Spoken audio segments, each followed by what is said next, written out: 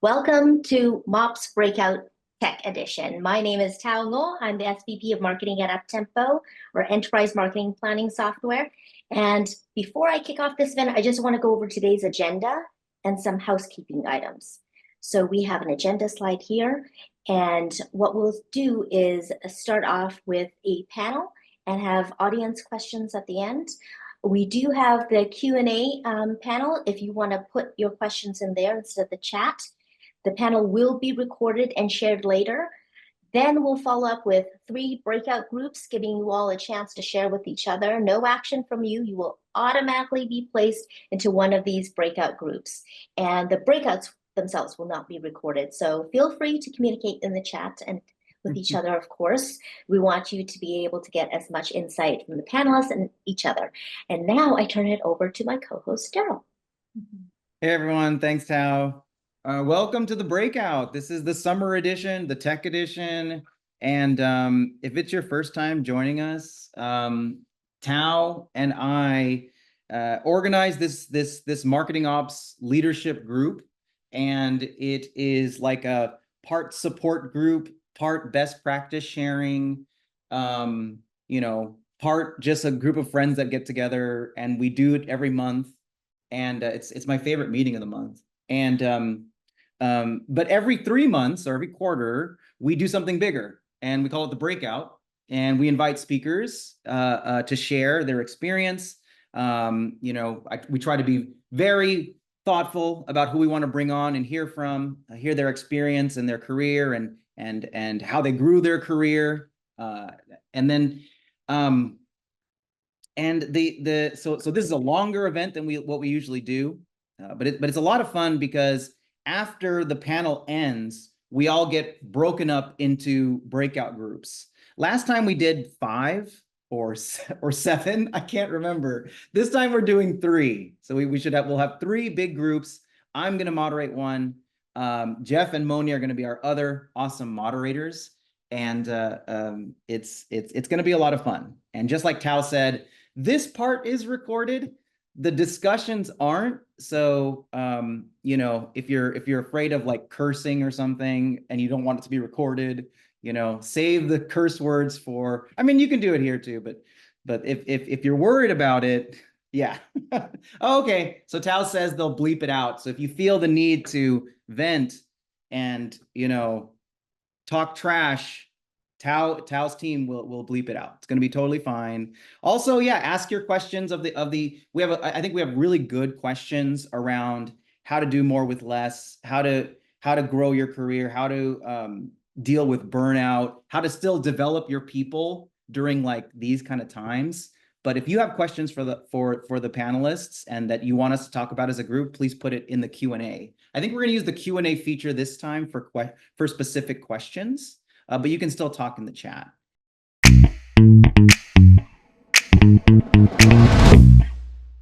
We're going to hand it over to the panelists to introduce themselves. And we'll start. I'm just going to go from the slide here. Let's start with Ikram. Ikram, can you introduce yourself, please? Tell us a little about yourself and your career. Absolutely. Thank you for that, Daryl. So Ikram Ghani, I have been in marketing operations for, it feels like a long time, and it is a long time, about 17 or so years. I really started out at the time. I did not know anything about marketing operations, and so I was asked to join CA Technologies as a analyst to support their marketing automation and email execution.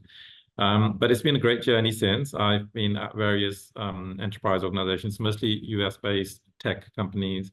And I've learned a huge amount. I think they've been at the forefront of the marketing operations space. But during that time, marketing operations has changed hugely. And whereas when I started out as a marketing operations manager, I did everything. I did reporting, planning, execution, database, you name it. Now it is much more niche in terms of the areas that we can go in. So having gone through all of those tech companies, I'm currently at Samsung Electronics, which is a big consumer manufacturing brand, of course, electronics brand. But in my role, I am supporting the B2B business to grow and supporting marketers across all of Europe. So yeah, really excited to have this role right now, and I am still learning a lot. So That's me. Thank you. And that's how it should be. Still learning a lot. I love it. Thanks for coming. Sean, can you introduce yourself, please? Yeah, hi everybody. My name's Sean Townsend. My current role right now, I'm the head of marketing operations for a product called Amazon Relay. We are within the Amazon Transportation Services industry or organization, which is global.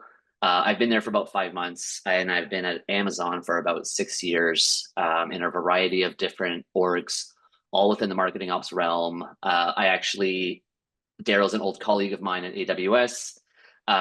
Worked as part of the global marketing operations team at AWS, where we managed over 1,000 Marketo users.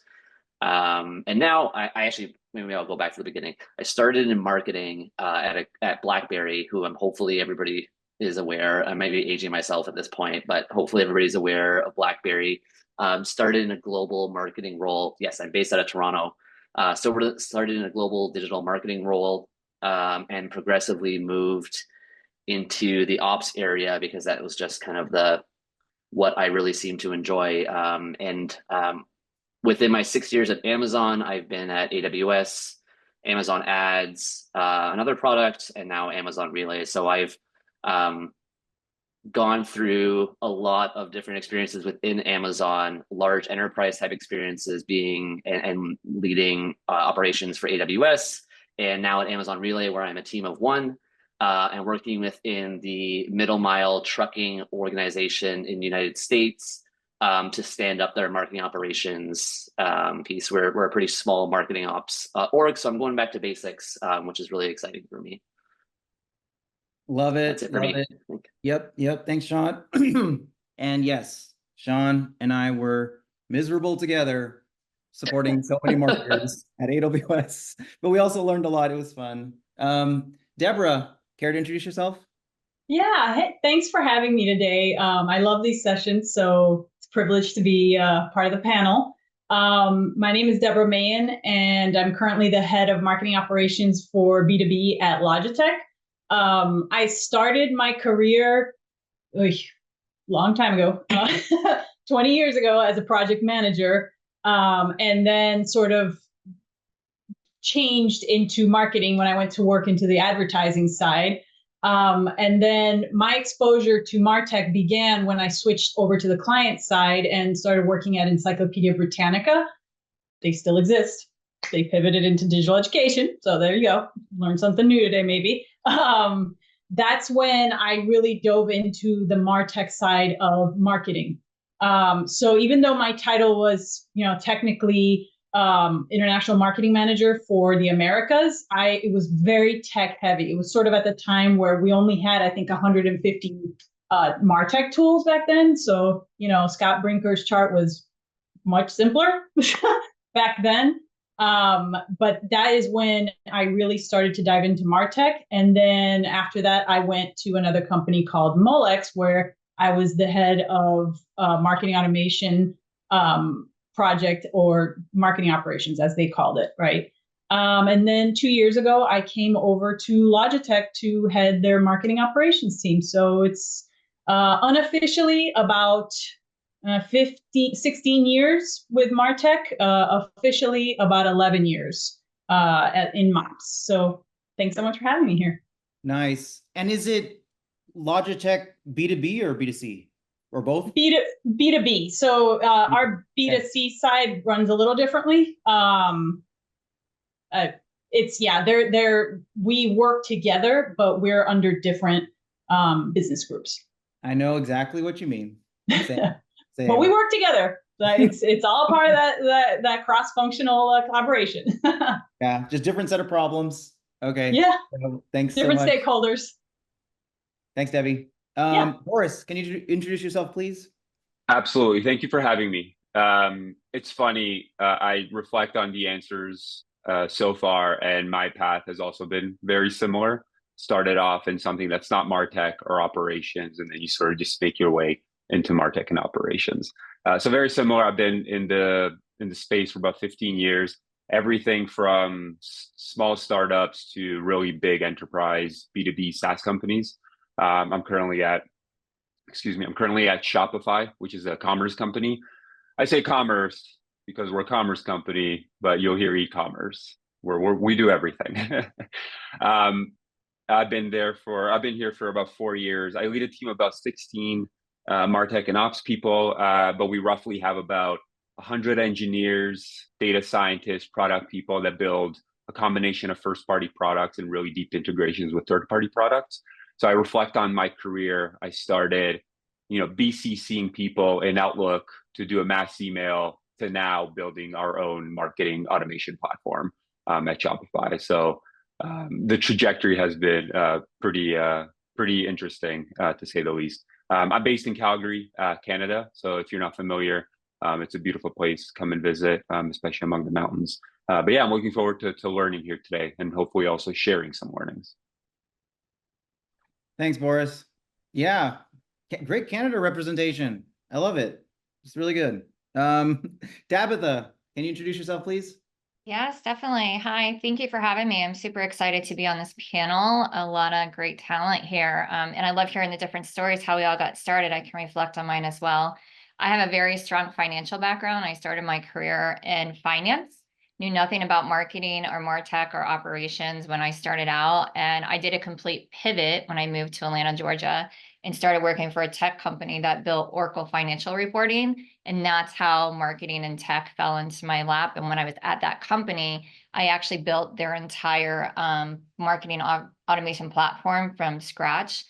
And I love it. I fell in love with it then. I love it now. And I've just grown my career from that. But I started out in finance and now I'm loving doing MarTech and everything about it. And I've worked at Reliant where I did their sales tech as well and helped the sales team drive revenue by improving and optimizing their processes as well as building out their technology.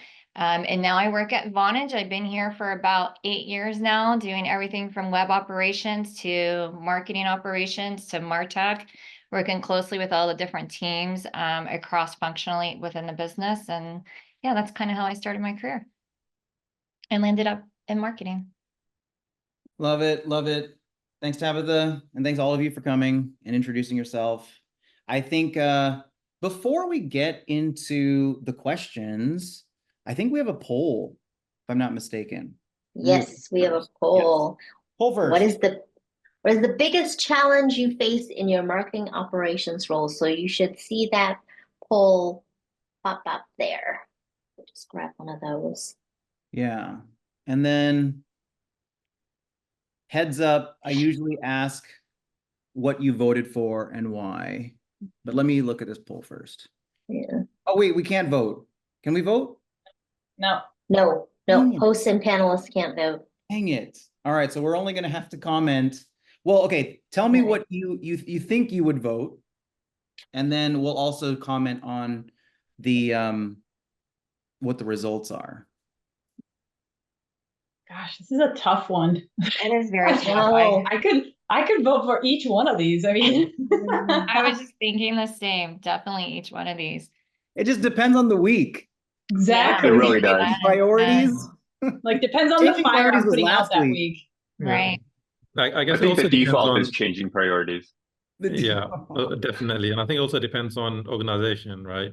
I think in some yeah. organizations I've been at, it's about integrating technology and it's about who you're working with and how you work with them. Whereas in other organizations, the sales and marketing alignment isn't so great. So then that's Mhm. a priority and a focus. So yeah, so many different ways to look at it, I think. I have a theory which one's going to win, though. I have a theory. Let's find Mm, out. I think data and analytics is going to win. That's what I was going to say. yeah. That's what I was going to Yeah, say. me too. Me too. Well, also sales are not on the call, so I can say that we're aligned with them perfectly. So it's great. I saw someone's comment. It depends. That 100% has to be an option next time in the poll. Hey, All you right. That'd be like 100%. Here we go. Okay, let's see the answers. Let's do the big reveal. Let's see what people have said.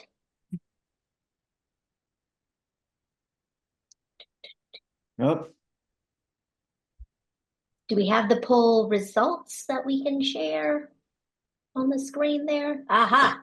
Oh. Yeah. Oh, wow. Changing priorities. It's changing priorities. Oh. So okay, of our panelists, who wants to comment on changing priorities? Like, why do you think that this one was the one that won? And do you feel the same? Volunteers? I mean, I can start. And from current experience, I think in an organization where, you know, there are so many stakeholders and so many different silos as well, priorities do change and they will suddenly come up. You know, today I'll be focused on, let's just say, enterprise accounts and how to actually grow in that space. And then tomorrow there'll be a priority coming from leadership, and it'll be, let's focus on our SMB, you know, e-commerce, for example. And I think they're challenging because you're not set up for the new priority, and often it's about having enough time to actually build out what you need to be able to focus on those priorities, and you don't often have that time, right? It's especially, I think, when those priorities come up, they change and they're sudden, and I think that's, for me, has been quite challenging. It has meant you have to drop other priorities, and I think that's the way to deal with it, is to understand what is possible and what is not possible.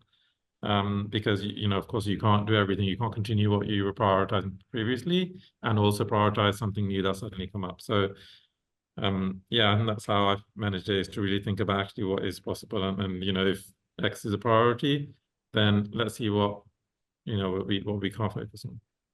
Yeah. It also, I heard. Oh, go ahead.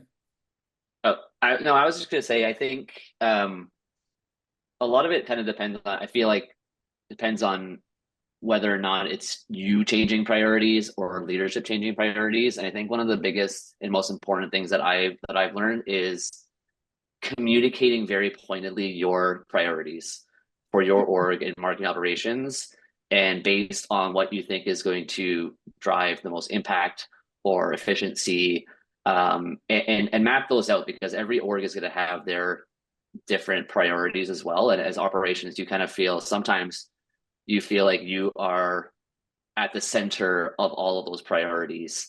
And being able to very clearly articulate and map out your priorities and share that with leadership helps establish very clear guidelines and timelines for what you're working on. Yeah. And changing priorities. Oh, go ahead. No, go ahead, Debbie, please. I was just saying, priorities is eventually, I can see why it was the top answer. It will cascade down to every single other option that was there, right? A shift in priority could impact, you know, talent and acquisition, you know, budgets. It could impact, you know, what kind of data do you have to prioritize now to report on? It just kind of impacts everything. So I actually agree. My first answer probably, it has changed now to changing priorities. Yeah, I think the world moves so fast that, you know, yesterday's problem isn't really relevant today anymore. So as a result, it just, like, you just have to adapt. And then I think, like, Sean, to your point, over communicating your priorities, but then also, like, I know this is toilsome in a lot of cases, but just having regular weekly check-ins with the stakeholders or the people that you work with, just to say, hey, is this still a priority? Do we need to pivot, and so forth? And then the other thing, one pattern that I've noticed is everything is seemingly an emergency closer to the end of a quarter, especially if you're a public company. So what I've done on my team is we have buffer, sort of like the last 2 to 3 weeks of a quarter are buffer for in case something comes up that was unforeseen, we didn't plan for, and so forth. Which is great because, you know, things that we didn't get to, we could just prioritize if nothing comes in. But if something does come in, then, like, we basically just adjust our priorities based on that. I would completely agree with that statement. I think one of the things I've noticed too is the lack of strategy can also change your priorities as well. And having a solid roadmap in place has helped for our side of the house, for MOPS, having that roadmap and being able to report that out as well to the leadership team and showing them what your priorities are, and then looking at the things that drive that needle going forward. But I think having a solid roadmap in place really helps with your priorities. Let's roll that into the first question, and appreciate the just the commentary and the perspective from the different leaders on the call. And so let's start with Tabitha then. Like, so the first question is how do you effectively do more with less, or like, is it even possible? Ah, But impossible in tech. yeah, Good. well, and then as you answer the question, like, I'd love to hear, I mean, whatever you're willing and allowed to share too, of Yeah. like, have you been, especially in these times, like, have you been specifically confronted with this issue? Like, have you had to do more? Has headcount been short? Has Yeah. your budget been cut? Anything that you're willing to share? I think it's all those areas that you just touched on, and not just within my where I work, but I think other companies as well are facing those challenges, right? Management and leaders are looking to increase their productivity and maximize efficiency with limited resources. We have reduced some of our resources, so we are asked to do more with less. One of the things that I've taken a step back and said, how are we going to work smarter, and be more efficient and do better? And I think some of the key areas there is really choosing and learning how to say no. And that's been key for us, is really being able to say, no, we can't take this on right now. Also looking at the requests that are coming in, not everything is a fire. But to the marketer, it is a fire, but to MOPS, it's not a fire. So you really have to be able to say no and give the reason why behind that. And also learning to choose what you can and can't do is just as important, right? Kind of goes hand in hand. Starting fewer projects, stopping. Some of the projects that come in, maybe you have a list of 10 different projects, but you can't get to all 10 projects with limited resources. So again, it goes back to really driving that bottom needle, right? What's going to move that needle at the end of the day? What's going to have the most business impact? That's where I would really start. Let's start with doing less and be smarter with how we're working than trying to get everything in and considering everything a priority and everything's a fire. Your emergency is not my team's emergency. So we have to take a step back there and really communicate that out to our leadership team or any other teams that are asking us to support them. So I think it's working smarter, and slowing down a little bit is okay from time to time. I love that. I love that. Anyone want to add some color to that? Yeah, so just to add to that, as part of the working smarter kind of mantra, at least in our teams, we were impacted last year by reductions. And so as, in order to, again, tasked with doing more with less, ruthless prioritization became the absolute key to everything we were doing. But in order to do that, we had to be very clear communicators. We had to be very clear and concise about what we could and should do, right? There was a difference there as well. You have to have that constant line of communication with leadership, but also with your stakeholders, right? It's not taking on everything that comes to you. It's questioning which of these projects will bring the most value in alignment with this new direction that we're going. One of the things that I did in that time was in our intake processes, we actually trained our teams to say, hey, is this priority 1, 2, 3, or 4? And each one of them, we list out the number of hours that it'll cost our team. We list the amount of resources that will be used, but theoretical costs associated with them. These are things that it's very important to clarify to the teams that, every request you make takes up time and resources, right? And it's bandwidth that we didn't necessarily have as much of. And then I also think it's very important as MOPS leaders to be able to clearly communicate to your leadership team what your bandwidth looks like. So at one point, my team was reduced by 25%, but our workload increased by 54%. And so I was able to map that out, very easy to read graphics that kind of shocked my leadership, right? So I think that's an important part of as well of working with less, right? Doing more with less is to be able to clearly communicate and really be ruthless about prioritizing projects. And do you primarily use, like, when you talk about cost, hey, these projects will cost this much, do you primarily lean on people hours or budget, or maybe both? Like, We mostly use hours in terms of people costs, but then if we're working with vendors, I do put a cost to it. So it's a mix of both of them.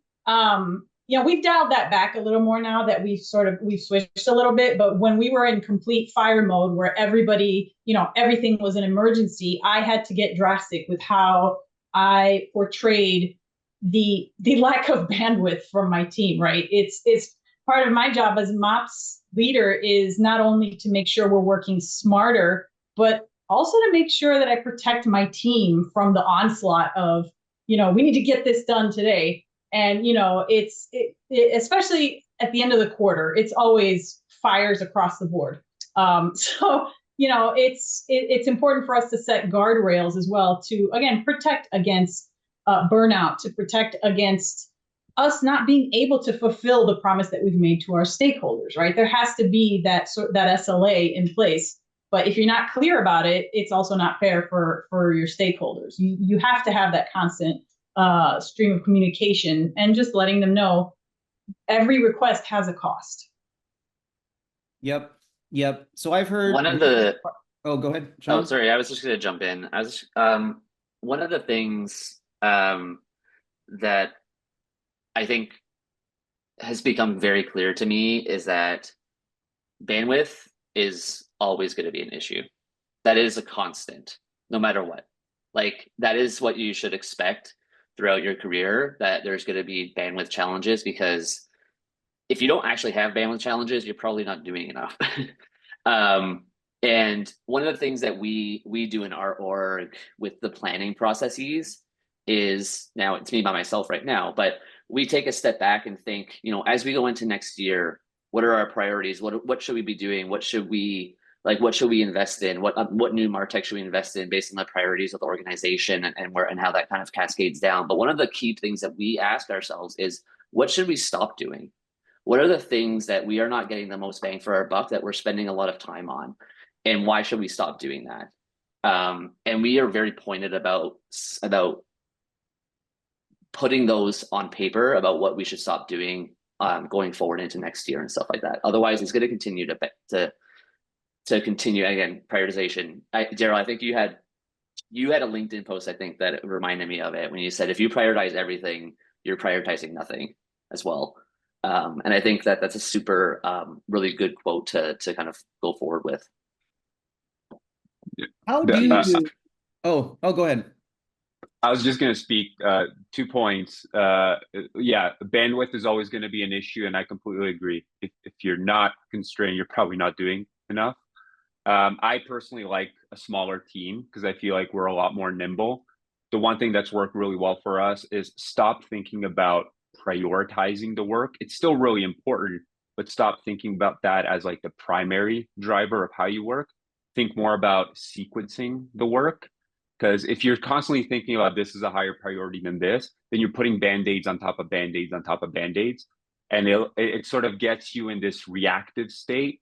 And the thing that sort of my team and like me and my leadership team needs to do is we need to think 2 years out where we need to be. And then how do we sequence all of these requests to a point where we meet the needs of everyone in a more scalable infrastructure. On the point of tools, we haven't talked about tools yet, because I think like more with less is always like the initial reaction is like people problem. But Debbie mentioned it during her introduction. When I first started, I didn't even know what the MarTech landscape was. So I was like trying to figure out things in macros or with macros in Excel, for example. We're spoiled with 15,000 MarTech tools now. So I think sometimes putting constraints on your own self and on your own team, saying, hey, we are not procuring any new technology because this tool already meets these needs, already has these capabilities. Let's just figure out how to make it work for us. Instead of, hey, buying point solutions that then have redundant capabilities across all other solutions. It doesn't work from like an integrations perspective as well. So I think like there's two angles. It's tools and people. And then obviously money plays in both of them, but people and tools are really important to figure out how do you sequence the work so that it meets future needs. Yeah.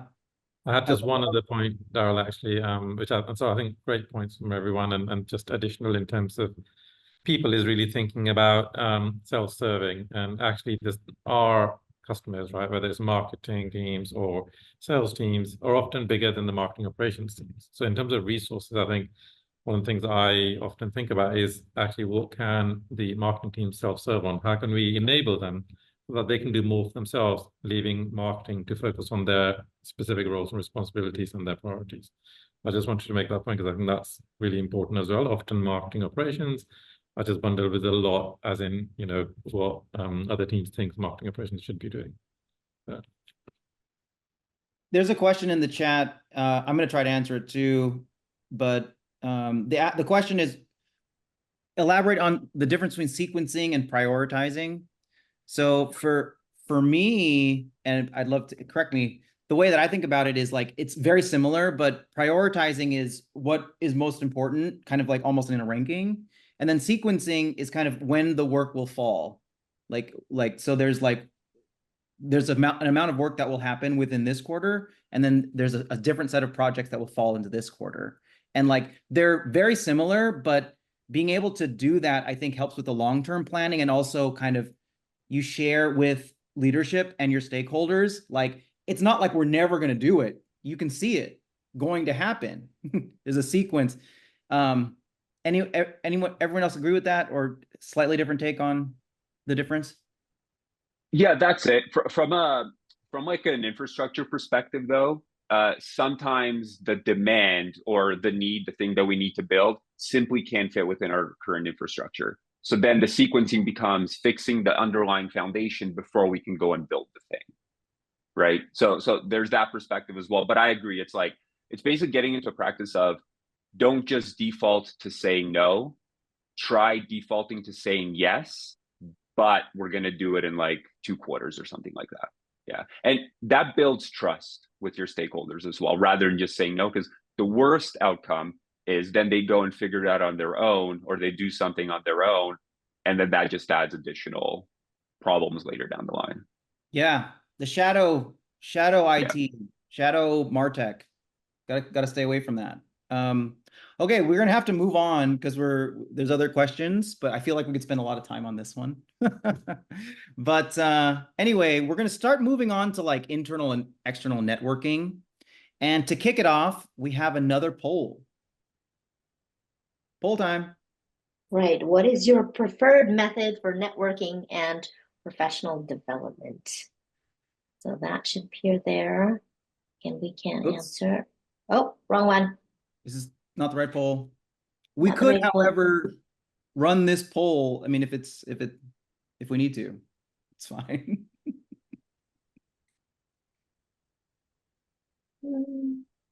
There it is. There we go.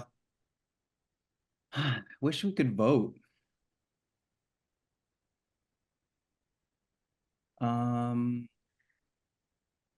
Oh. Yeah, this one's going to be really interesting. So the question is, what's your preferred method for networking? Is it conferences, online forums, mentorship, social media, professional associations, books, and courses? I think that this is going to be very individual dependent. I'm all the above. I would say all of these. I think for me personally, it's stepping outside of my comfort zone, being on a panel, totally outside of my comfort zone, completely outside of it. But for me personally, I love to go outside of my comfort zone. I get to meet new people and keep those relationship building. But I would say all of these for myself personally. I do all of them. I think they're a good one. I think that's what makes the polls. I think that's what makes these polls really tough.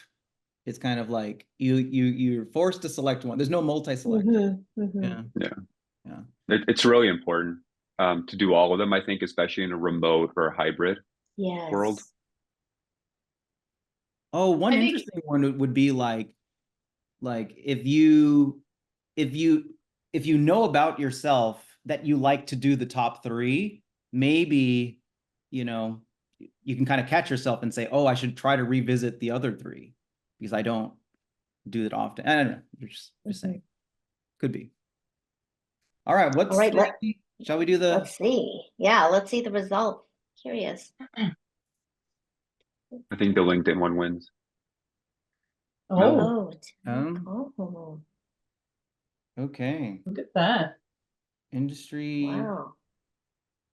conferences. Yeah.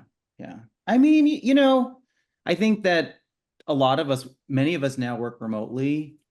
I feel like it's really nice to go to a conference like once a quarter or something like that. It's very refreshing. It's kind of like going to the office, like on an on-site, and meet the people that you actually have been Zooming with for and it kind of recharges you, I think. But any other comments on the results or surprise? I guess the only thing I'd say is just thinking about it. I think depending on, because I guess it's a two-part question: networking and professional development, right? So if I think about networking, I do find kind of where it's possible, conferences, events where you can physically meet people is much more valuable.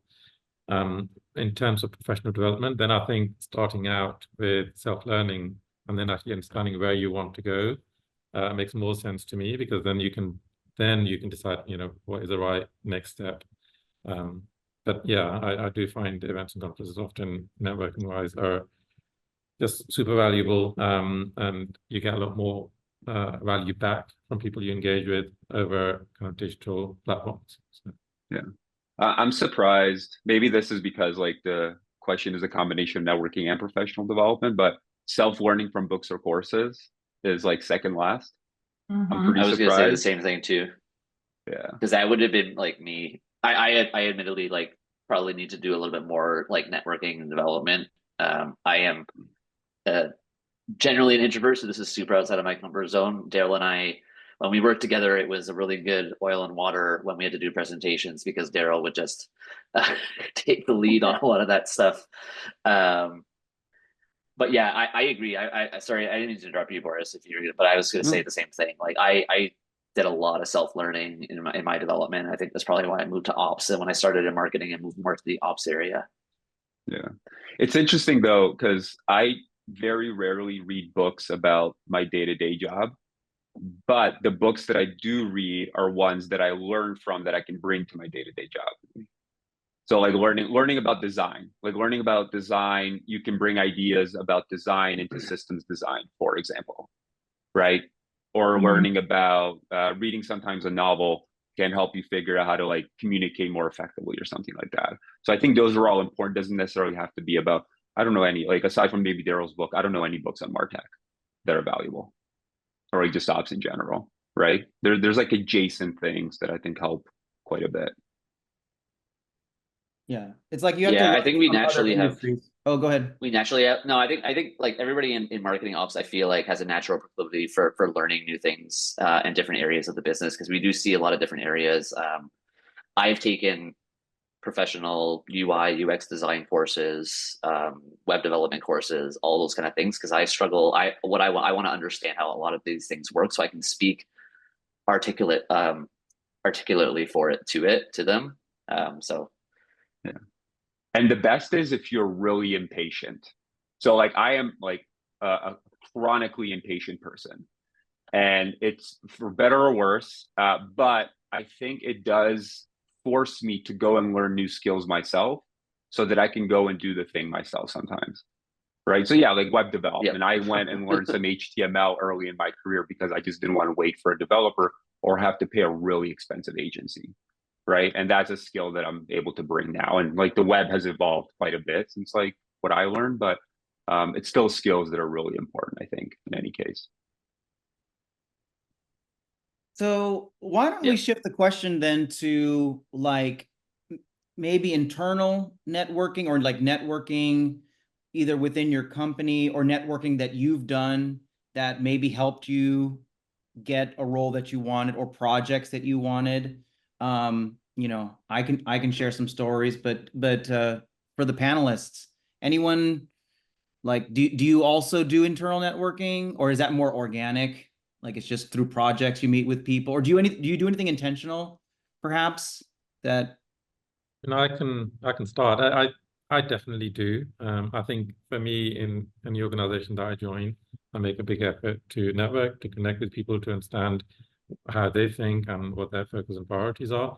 But also we get to understand each other. And so, as you mentioned, some examples of, maybe projects or opportunities, roles, etc.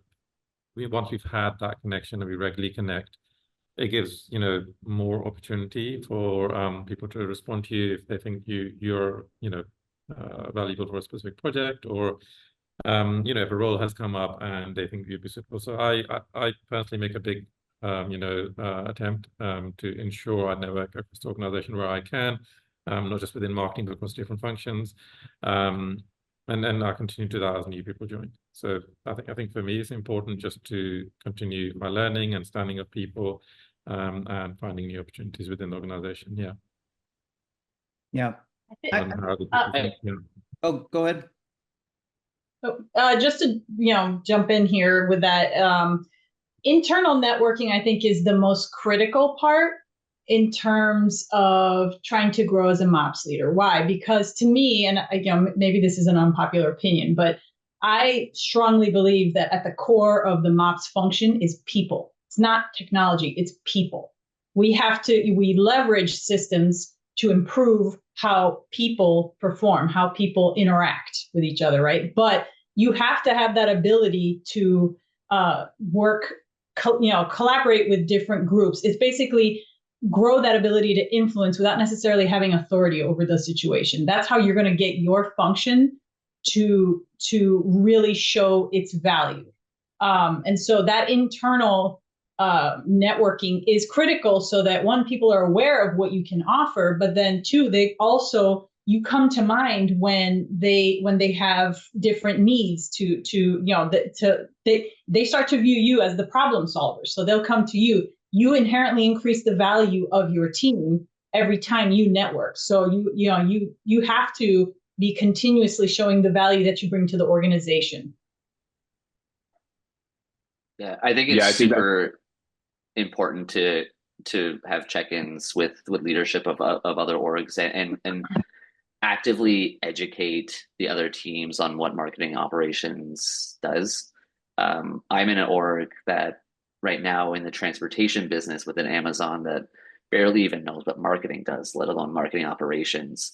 So I am consistently educating my peers and leaders on the other teams in a way that they can understand on how we fit in with the broader org and where our value comes in. So I think it's really, really critical, because marketing ops is a very new function in a lot of organizations and still doesn't exist in many. Yeah. To Debbie's point, making those connections with people not necessarily in your function, but like other functions. Also, I mean, when people leave for better positions outside of whatever your current company is, they'll think of you. They have a gap on the new team, they'll think of, Debbie or Sean or whoever as the person that can help me solve these problems. The sort of unsaid thing, I think that the original question was, how do you network yourself into better positions? I associate that with how do you accelerate your career? And the quickest way that I've seen people accelerate their career is find a director, VP, C-level, depends on your organization. Find out what keeps them up at night, find out their pain points, their problems, and then solve those pain points or their problems. I think that's really, really critical. And that forces you to do two things. One, learn how to speak to an executive. But then two, help you learn new skills so that if you're really adamant about solving that problem and you're not necessarily really good at that skill, sort of makes you this really pointy object, if you will, that's really good at executing that thing that executive needs done. And then they think of you again when they move on or when there's other opportunities at the company. Do you, I was just this it's kind of a related question. So when you hear what the executives really keep them up at night, and how does that kind of change? Do you sort of weigh that with the priorities that you already have, or do you find those naturally align? Do you know what I mean? Because I could see that coming in and sort of derailing your preset roadmap already, or maybe you don't think of it like that. How do you think about that?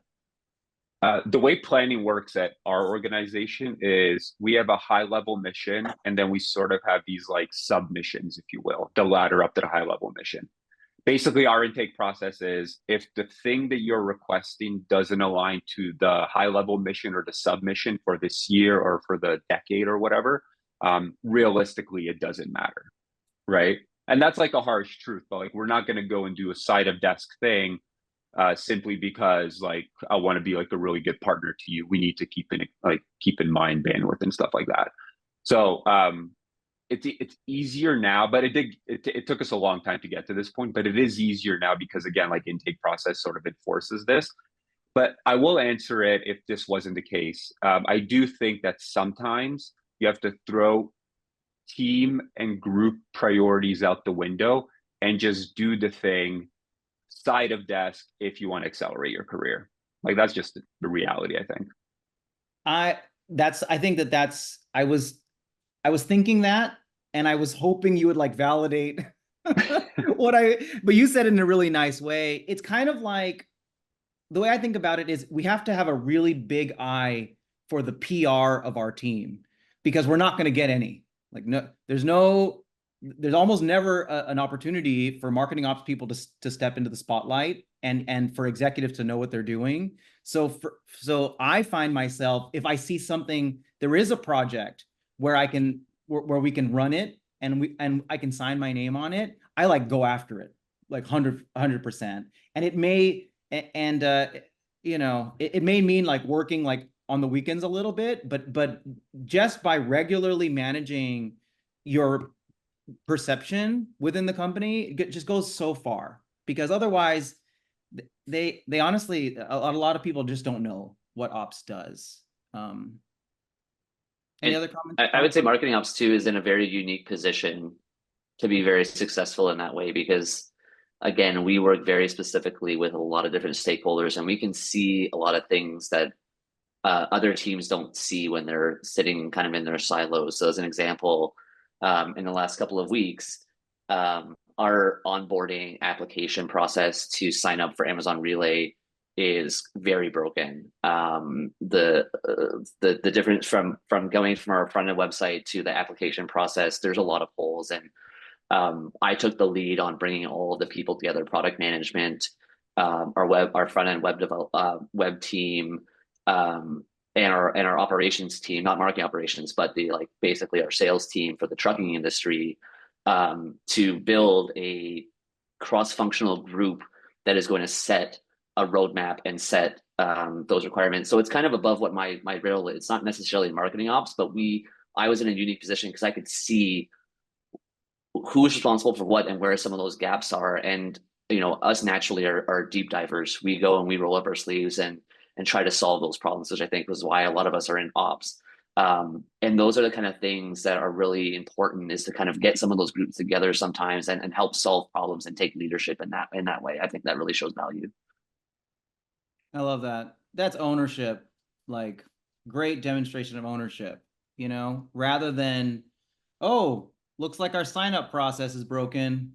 Hope they fix that someday. It's like, it's stepping up and saying like, hey, I love what you said, build a cross-functional group and like, let's get it done together. Like they're going to want to fix it too, and I think that like what I try to encourage my team to think about too, of like, it may require like something may fall into another team's remit, or maybe it's multiple people's remit, but someone has to, step up and lead the charge. Otherwise, who's going to do it? Anyway, good. Any other comments on internal networking before we move to the next one? Internal or external networking? All right. Next one. Ooh, so we're going to be going into the burnouts, the burnout questioning. So what strategies do you find most effective for preventing burnout in your team? It's a tricky one. Okay, good poll.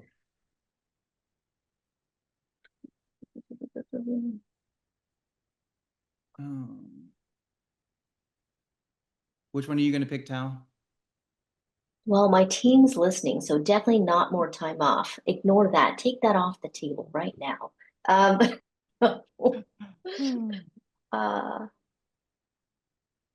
think the top one. I think the top one makes the biggest bang for buck.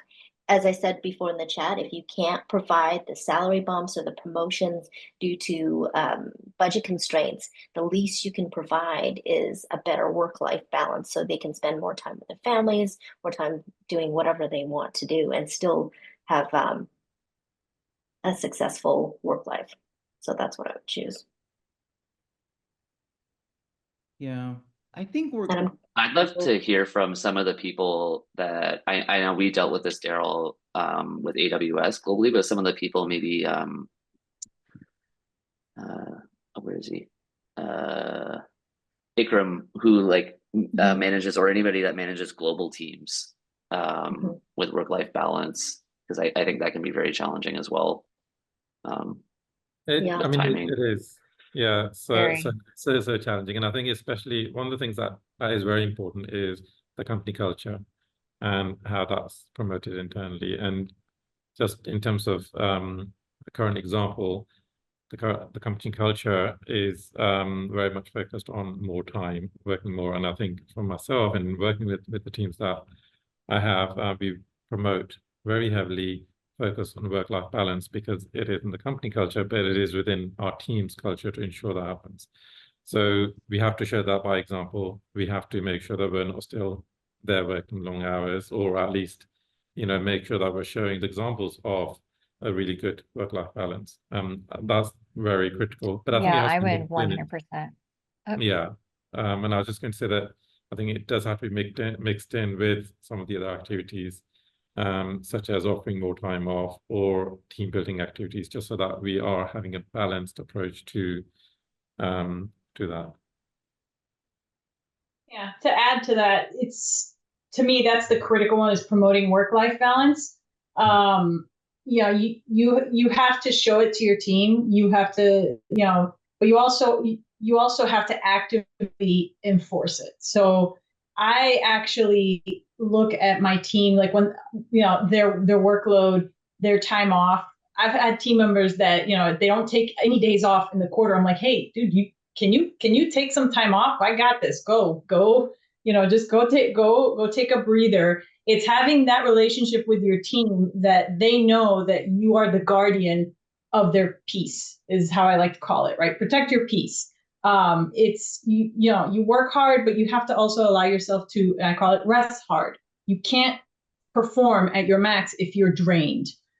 So I fully encourage my team to take the time that they need whenever they need it. I will back them up. Our team will back them up. Create that I've got your back culture within your team. And then being in a company that embraces that culture obviously helps a lot. But sometimes you can't help it. You can't help if the company's culture differs from your perspective. You can only control what your team does. So I think that if you start there, it really helps to build, a team where you get so much done, but your team is happy to be there. I feel like MOPS is a function that is so easy to get out of hand and just burn out. I think any MOPS leader needs to really prioritize that. They need to make sure that their teams are okay, that their teams are more than okay, that they're thriving, that they're happy in their roles, that because then that drives them to want to continuously improve, right? To want to see how do we make things better. But you can't do it when you're pouring from an empty cup. So that is probably the top priority in my team management. Yeah, better to be 80%, 100% of the time than 120%, 80% of the time. Something like that. Someone said that once. Sorry. You were gonna say? Anyway, I like to find out why. This comes down to like trust with your team members or people to report to you. But why are you burning out? Is it something that's going on at home? Is the workload too much? Are you having issues with another stakeholder? Are you having issues with another team member? Is there conflict there? Once you can sort of figure out what the root cause of that burnout is, then you can start to mitigate it, because it's never just one thing. And I know in my career, it's always been either something in my personal life is going on, or it's because the workload is just too much and I just can't do everything. So understanding the why behind the burnout is really, really important. And then as a manager, you can sort of like coach your other managers. You can figure out how to effectively manage that with the person that's either burnt out or close to burning out. Yeah, Even small things so too. much. Like I've been in just quickly, like even small things too that are really important that I find, and I find more and more people preface when they send emails and Slacks or anything like late at night or anything like that. I'm starting to see more and more people like preface it with, "Hey, don't need to respond to this right away. You can respond to it tomorrow. It's not urgent. I'm just sending it while it's top of mind for me." Because I mean, I've had managers in my past that will message me at 1 a.m. in the morning, and it gives you a sense of just stress that you can be messaged at any time or emailed at any time, and there could be a fire at any time. And Daryl, we dealt with this a lot at AWS, and that was just the nature of the business with a global company. Sometimes you have to deal with fires at 12 o'clock at night that happen in Asia when a system is down or something like that. That can really cause some of that burnout. But I think as leaders, really establishing those communication guidelines and rule sets around that is really important.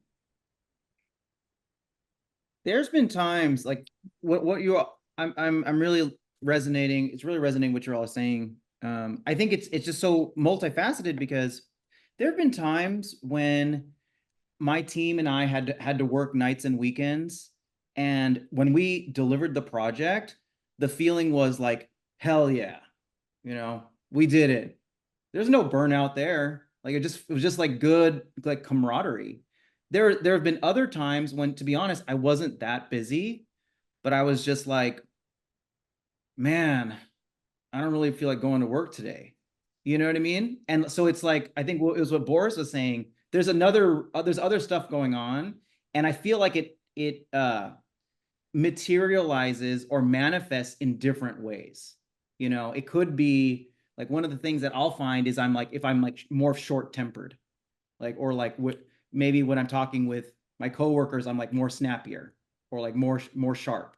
And it's not really the work. There's like something else going on. I think it's kind of hard to put into words what exactly causes burnout, but I know it's not just being overworked for sure. No, I think it's a combination between personal and work, right? One of the things I do with my team is, as your employees, they work with you for a while, you get to know them and their personality. So you get to know what you can tell when someone's having a bad day or not having a bad day. And one of the things I do as a leader is if I see or hear one of my team members on a call and I can just tell they're not their normal self, I'll personally reach out to them. I'll call them and say, "Hey, do you have a minute?" And I'm just an ear for them. I listen to them. I lead with empathy. I think that's key in this day and age with everything going on around us. And I also remind my team when you're on calls with other people, and some calls and meetings can get really intense at times, but I remind them, take a step back because we don't know what that other person is going through. And it's what we're talking about right now. They could be going through a personal, and I have a very good example. One of my coworkers, his son got very ill and his personality just changed. And I was like, wow. And we butted heads one day. And I was like, I am so sorry. I did not realize you were going through that. So it reminded myself, and I remind my team now, we don't know what someone else is going through. So we have to take a step back sometimes and just listen to our employees and even our team members and our coworkers, and just be a listening ear for someone, because you really don't know if there's something going on personally or if there's something going on in the office. And I think that really helps. And just not only as a leader, but as a coworker, just kind of be there to support each other, because we really need that from some time to time. And one of the other things I do too with my team is I have a couple people, they don't take any time off, like at all. So what I did last year is I said, okay, we're going to make this your yearly goal. You have to take 2 weeks off. It's your goal. It's a goal. It's that we're doing this. And they actually took time off, which was really nice to see. I'm like, if it's a Friday here and there, that is fine, but we all have to disconnect from work in order to be productive. So that is one thing that I did with my team, and it actually worked. Everybody ended up taking time off, but I really encourage that. I think it's good to disconnect, walk away, and then come back and you're more productive. And being a listening ear for your team is important too. Yeah, make taking time off a part of the job. I love that. Also, I We're not think saving lives. Just one quick thing, like as a for like a more, I would say for a more junior or somebody that's more of an individual contributor as well. Like if you're taking time off, I know everybody feels like this when you take time off. Sometimes you think about work and think about the projects. Is be very organized and have a plan for your week off.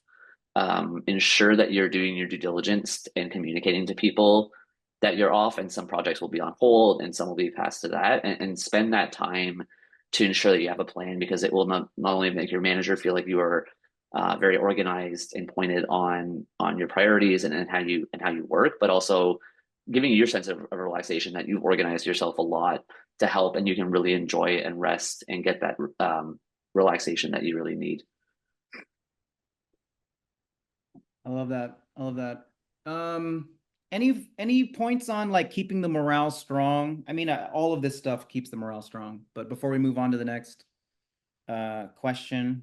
I think one thing that we focus on here actually is ensuring that wins for our team are shared and promoted, and they are there to hear that, because I think they often within marketing operations, right? We're often in the back office. We are doing a lot of things that maybe aren't seen by the wider business, and so the team members don't feel that they've actually achieved or that they're adding value to the business. So actually making sure that we have shout outs really helps the morale with the team.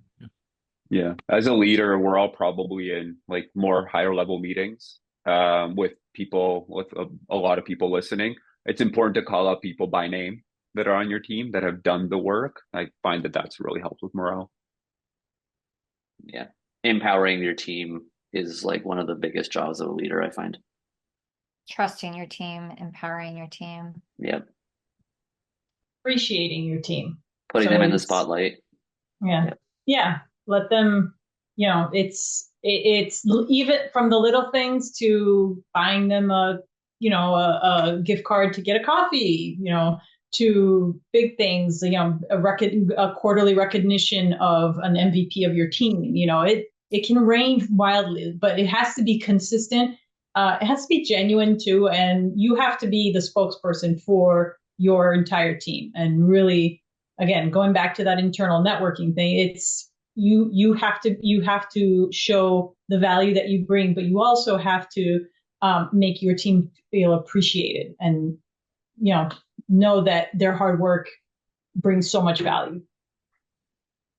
Especially after a big trade show or a big event, I'll just tell them, just take the next day off, or just take the next 2 days off, and I'll look through their Asana tasks and then change the deadlines as well, so they don't feel like they're going to be overloaded when they get back. But if they've gone through this big project, they're going to feel like a little bit kind of burnt out, so they need to rest and recuperate as well. So those are easy things to give.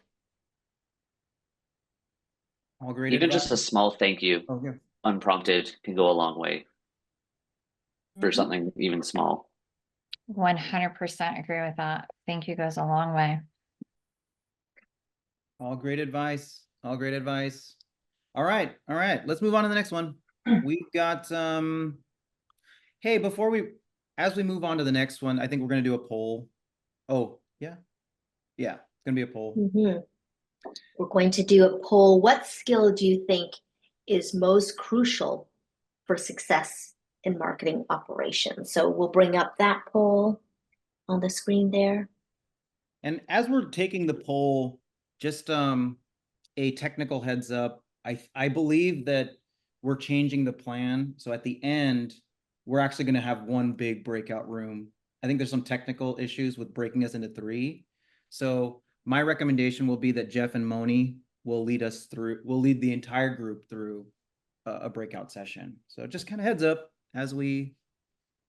All right. So what is this poll? Which skill is most crucial for success? Data analysis, project management, technical expertise. This is a hard one too, huh? Yeah, this is a hard one. I am stumped. Yeah, same. Yeah, I think it depends. All of the above. I think the most underrated, but maybe crucial, is managing up. Yes. Yeah. I added that one purposely.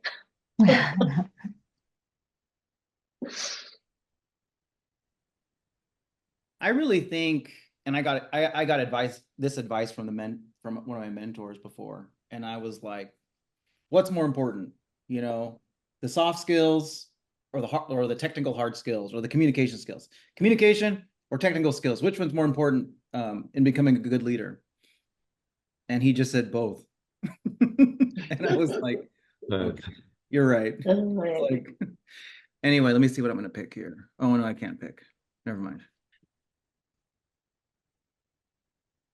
All right. There's also something around like, what chapter of your career are you in?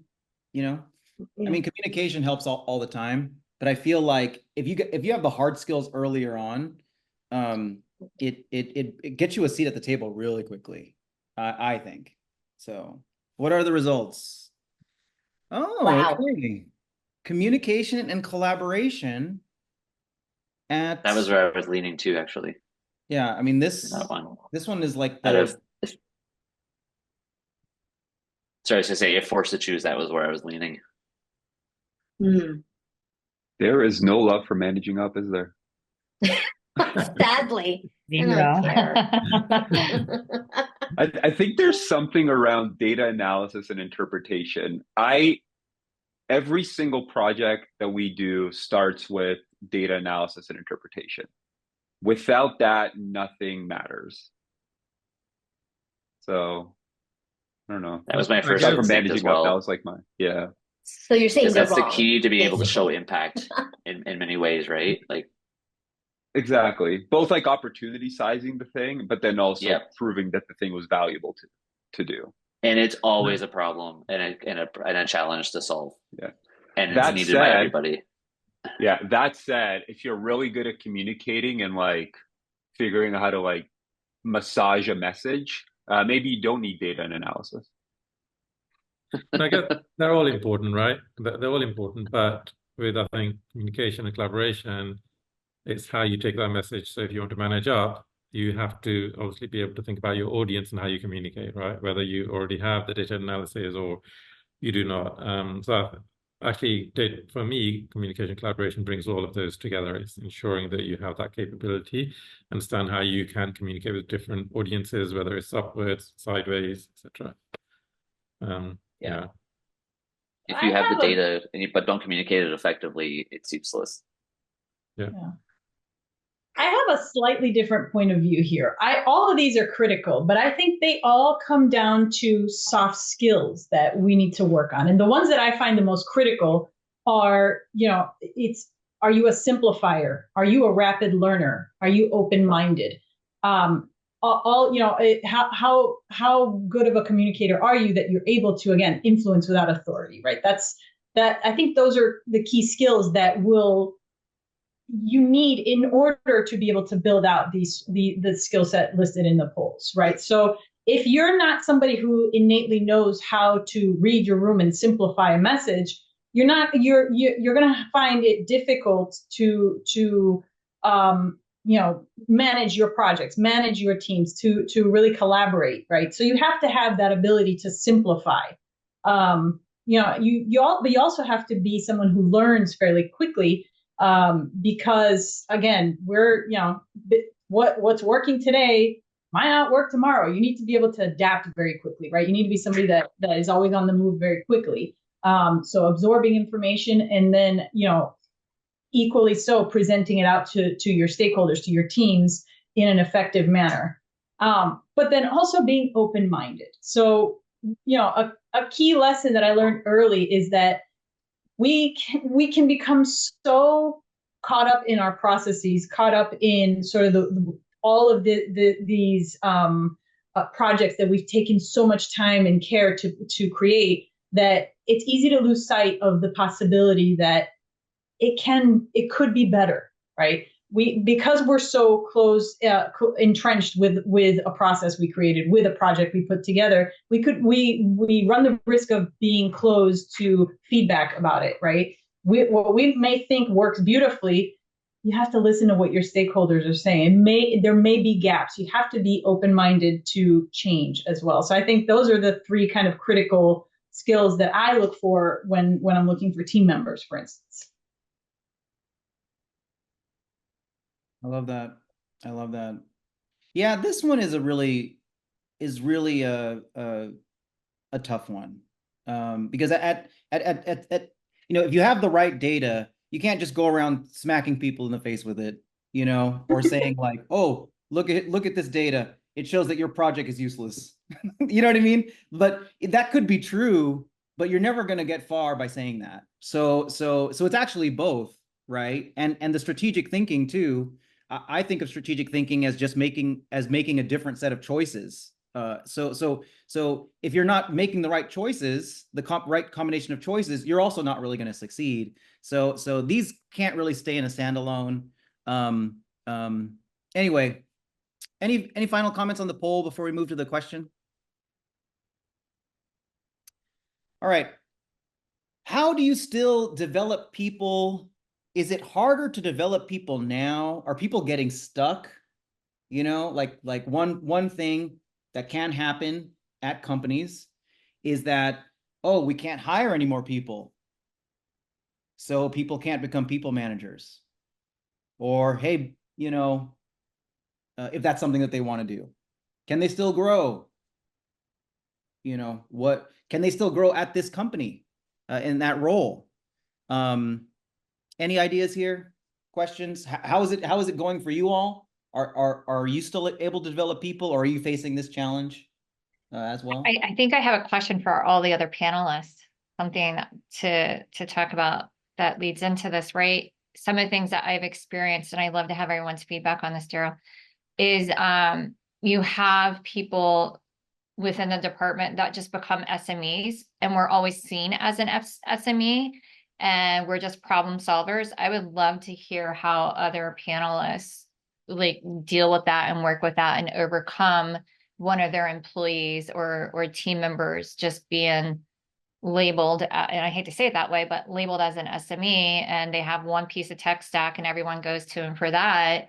But their skill sets are so much more than just that. And this is just an example, that one piece of technology, right? They do a lot more than that, but we get labeled sometimes in marketing operations just as being that SME. So how do you overcome that challenge, or have you had that challenge before? And this kind of goes into how do you develop people within your team that have been, are seen as just the SME?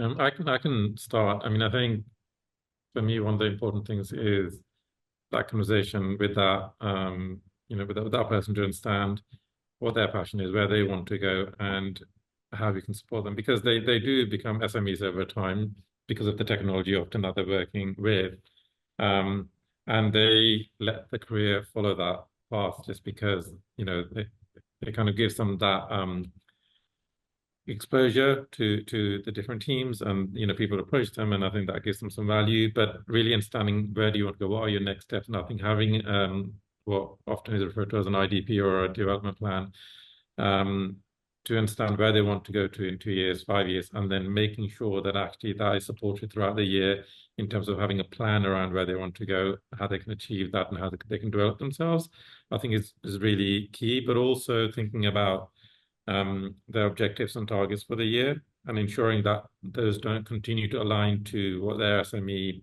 kind of area of expertise is. Making sure that there are other areas that they can focus on that will help them to grow. But I think the first conversation is really important with that person to understand actually where they want to go, because they may want to just be very happy with where they are right now, how they continue to grow in that specific space. But it's a conversation that needs to be had, I think, and that's where I would start. So I reflected on this question a little bit. I think that for the technical track, there is a path at many companies for engineers and developers and product managers to continue to advance their career, both monetarily and in title, prestige. And there's a set path for them. In marketing and marketing ops, that usually is not there. So they do run up against a cap very quickly. And I'm not saying that it's right, but I think it's a reality at most places. And maybe one day there will be like a principal marketing operations manager, or I forget what the engineers is called. There's some sort of prestige with that title. So I think what ends up happening is that, at times at my career, what's ended up happening to me too, is I started to realize that some of the biggest problems that our organizations were facing weren't technical. So you start to have to go away, like if I want to continue to drive impact and do the most possible good for my org, it might not be fixing Marketo. It might be something completely different.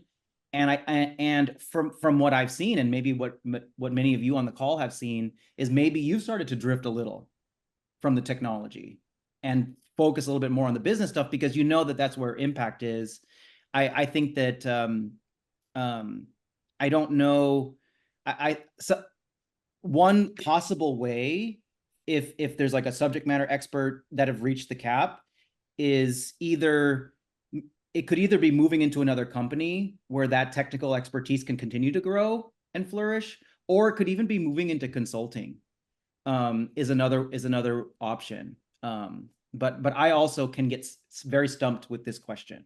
It's not an easy, the environment's not very conducive to empowering more and more technical marketing ops professionals, I think. Yeah, one thing that I'm trying to do is model the career path of a MarTech and operations person at Shopify based on the career path of like an engineer or product person. Like you mentioned, you start at apprentice and you get all the way to like principal or distinguished. And we intentionally have minimal managers on the team. And one of the reasons that I really like smaller, leaner teams is because it gives people to flex into areas that make them uncomfortable, but that they might just be rock stars in, right? So we've done this. There's still a few people on the team that are the subject matter experts. Fortunately, they like being the subject matter experts, but it does limit, sometimes prohibit their development because they're so entrenched in this one thing that they're not able to flex into other things. But one of the reasons that I love this field and this space is operations and MarTech is everything from team operations and planning up to solution architecture and even like quasi-product, quasi-engineering, building out the actual solutions. So it's like a massive spectrum of things that an operations person could do. So you start off maybe doing some planning stuff, and then you sort of like graduate into doing like some really cool first-party tooling stuff that we're currently doing right now at Shopify. And then you also have things like tooling ranges from website to data infrastructure and so on and so forth. So there's always opportunities, I think. It really just depends on what the support structure at the company is like. And fortunately at Shopify, we're really, really lucky where, being a crafter and individual contributor is celebrated a lot more than being a manager. And so again, intentionally, we have less managers as a result of this. But it really depends on, one, what you want to develop into. And obviously, to Ikram's point, we want to make sure that we facilitate that as leaders. And then two, what does the support structure at the company look like? Unfortunately, it's not the case in a lot of places, so you sort of have to navigate it. But if you ever feel stuck as a subject matter expert in that one thing, I default to what I said earlier, which is find someone that's higher level, figure out what their problem is. If you need to learn a new skill, solve that skill, because then you're tackling two birds with one stone.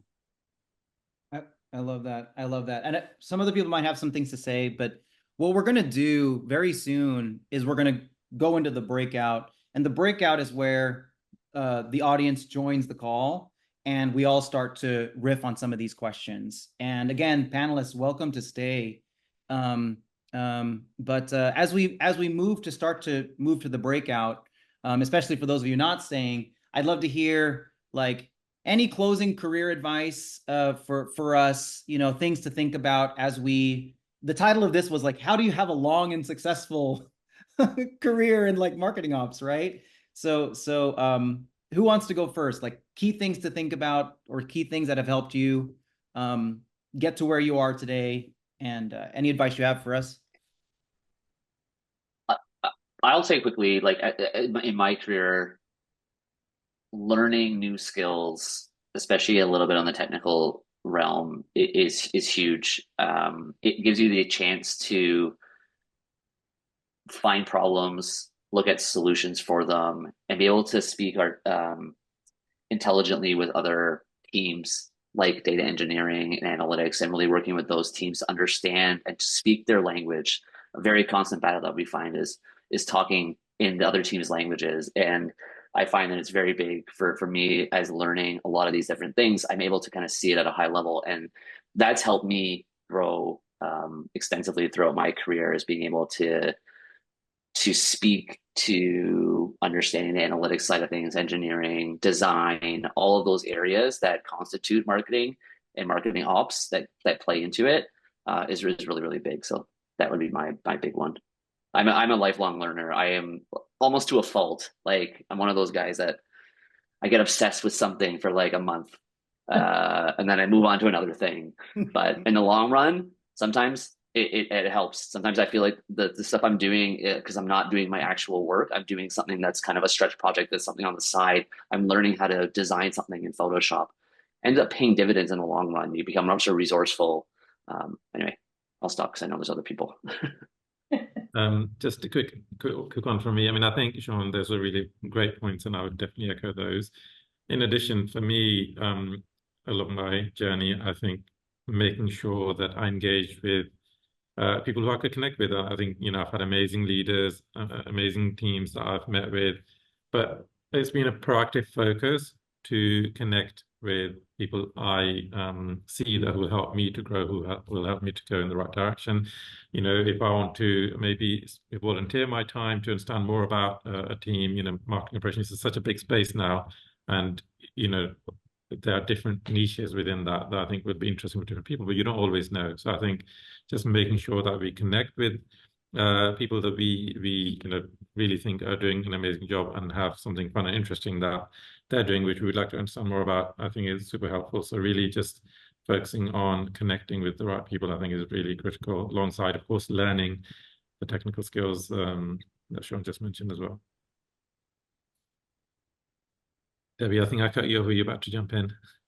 Oh, no, you're actually echoing very similar to what I was going to say. I fully agree with my fellow panelists here. I'd say the only other thing that I would add to it is don't give up. It can be,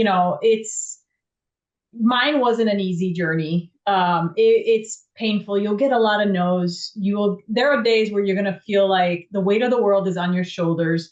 And just one of those, there's just dumpster fires everywhere, and I give up. I throw up my hands. It's one of I try to tell everybody that I know that works in MOPS, you will have the hardest of days, but then know that you will have the best of days too, right? Best thing you can do is just try from those god awful days where everything's just going wrong. Take a step back. Take a breath, go drink a coffee or whatever floats your boat.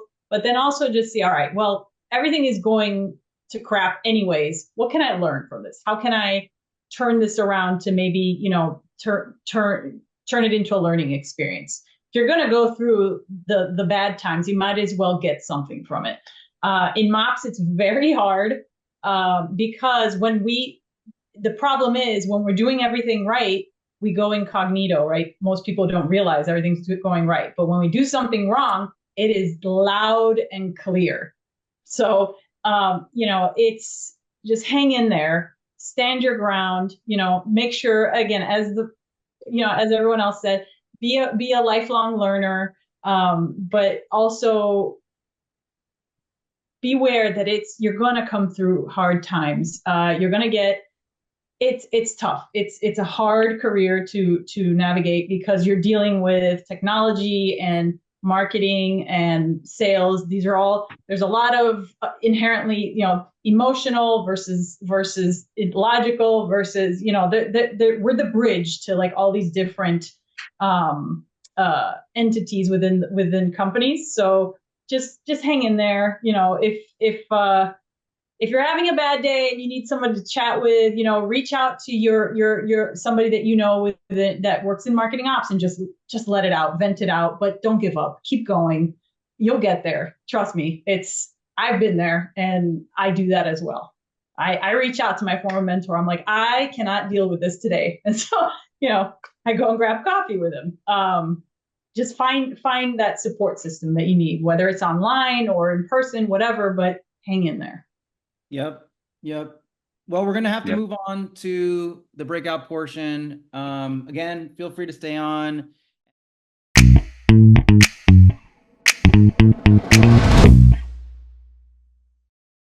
I'm going to interrupt and wreck the party because we are at the last 3 minutes. So I want to make sure we get some closing thoughts in here. Again, thank you for everyone to take the time out of your busy schedule. I know it's like a solid 2 hours to join us and also being fully engaged as well. So thank you to Daryl, to all our panelists, to our moderators, to participants, of course, and everyone behind the scenes. It's a little bit chaotic behind the scenes, but I'm so happy you're there. We have a slide to share with you, just some important things that you should know that's exciting. Oh yeah, shameless plug. I'm speaking at this event. I'm speaking at this event super soon, but there's still time especially if you're in the area. I don't know if any of you are in like San Francisco, San Jose area, but come out. It's going to be, I'm really excited to give a new talk called the Growth Operations Blueprint. So definitely excited for this one. I think it's like one of the more like intimate conferences. So definitely come out. And I think that's it. And then I think there's one more slide, right? Yes, so we do have a very quick survey just to see your thoughts and everything. And we have another live MOPS huddle on August 15th. And you won't want to miss that. It's going to be debate style. So check out the page. We'll send it to everybody afterwards as well. And, in these days when people are looking for some opportunities, we do have one for a conversion rate optimization contractor on the Uptempo team. So please reach out to us for that. And some lucky attendees will get a pack of MOPS books. So be on the lookout. We'll be contacting you about that as well. So again, hope this special event today gave you some extra knowledge, some inspiration. As somebody who's worked in tech for 20 plus years, these speed bumps also give you the opportunity to reflect and evaluate the next stage in your career and what will make you really happy as well. So it's hard with doing more with less, but try to play to win, not play to not lose. Daryl. Good to see everybody. Such a good session. And I felt like these sessions to me are always so authentic. And Boris, thank you for all your wisdom. And to Jeff and Moni, thanks for leading us through the last part of the discussion. Sorry about the technical issues. You know how it goes. What can you do? What can you do? We work in marketing operations. This is par for the course. But we'll see you all again next month. Like Tal said, it's going to be debate style. So we're going to like debate. I think the two topics are like, is AI going to replace marketing ops? And is the SDR model obsolete? Those are the two like debate questions. I'm super excited to do that. So stay tuned for that next month. And good to see you all. All right. Have a good rest of your week, everybody. Take care now. Thank you, everyone. All right. Thank you. Bye now. See ya.